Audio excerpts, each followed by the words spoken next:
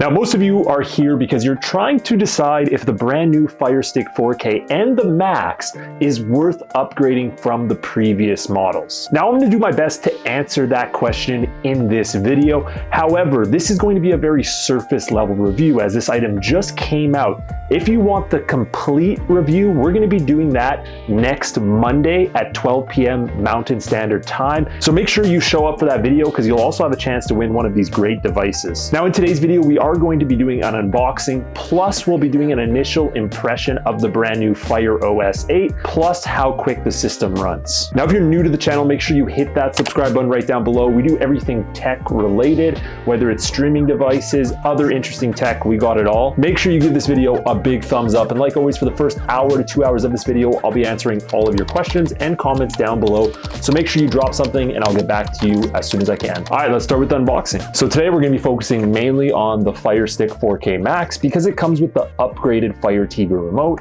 compared to the 4K that only gets the regular remote. Now these both have the redesign, so that is something I'm looking at as well. And we will compare the old remote plus the old Fire Stick to the new one. It's pretty much the same packaging as the rest have had.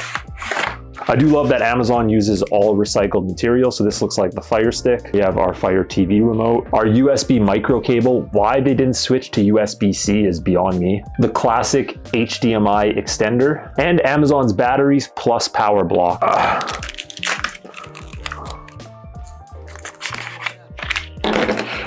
So we're gonna put the rest of the accessories aside because most of you know what all these are.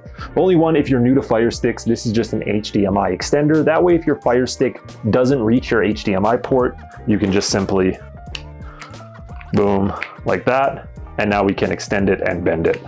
So here is the brand new Fire Stick Max. Now this is the redesigned model. So you can see what they've done is they basically kind of shaved off the edges a little bit. Again, it does look a little bit bigger, which I guess kind of makes sense. So we will bring the old Fire Stick Max over here to check out, but I love the new redesign. I know it doesn't matter to most people, but it just looks a little cleaner, which I like that Amazon put in the effort to do that. Now this is the Fire TV remote. It's just a slightly bigger remote compared to the usual Fire Stick remotes. I'll also bring over an example right away, but they haven't changed anything on this. This is just a basic remote that comes with any Fire TV model. So lucky for us, I have a million Fire TV sticks in the house. So you can see the new model, like I said, nicely rounded off. The old model, not so much. It's just a rectangle. Now, in terms of sizes, the brand new Fire Stick 4K Max is slightly smaller and maybe the same thickness. So they've removed a few centimeters off the brand new model. So it is slightly more compact, but not by a lot. Otherwise, the design just looks a little bit cleaner. So like I said, they've cleaned it up and they've made it a little bit better of a device. And I will explain why I think this matters in a little bit. As for the remotes, here is the stock remote that usually comes with it. And here is the Fire TV remote. You can see it's just slightly longer. And I like that because it's just a little easier to handle. You're not fighting with it as much. So let's go ahead and set this up and see how well the initial setup and run goes. All right, so we got it plugged in. We're gonna try the setup process, see if anything has changed at all. We're also, of course, going to check out the operating system, Fire OS 8, see if everything's running smooth, and see if there's any major changes. Let's get into it. So far, all pretty normal in the setup process. Hold down the home button. That way it starts the Fire TV screen. I'm gonna race through all this just so you guys don't have to relive a setup process. Okay, so that was super quick. If you've never set up a Fire TV device through the app, quickest way to do it. No passwords have to be entered, nothing. It just syncs it. We're gonna let it go through the software update and then we'll continue on with the demo. Okay, just finished updating and now we have a red screen. This must be the new Fire Stick home screen. They did a really great job reimagining it. Okay, so we're actually gonna have to grab a different Fire Stick 4K Max because this piece of shit seems to have bricked. So we've been stuck on this red screen now for 20 minutes.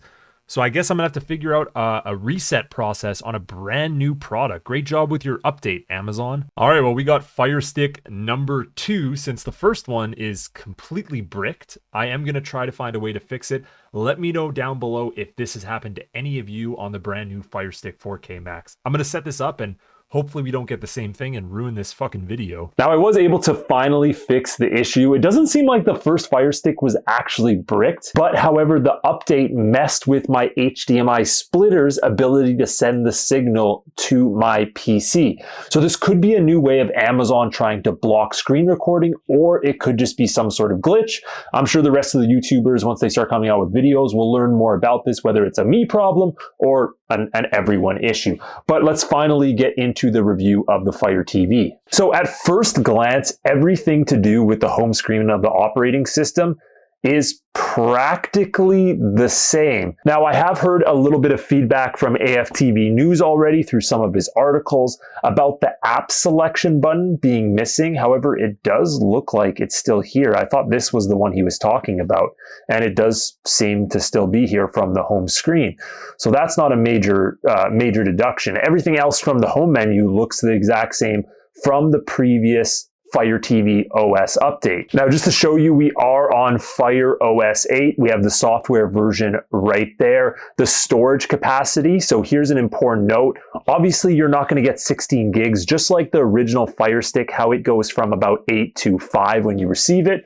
This one loses roughly 3 gigabytes, which is pretty normal for the bulk of the operating system. Now, it does look like there's an update available, so I'm going to do this and see if it changes anything at all that has to do with the OS system.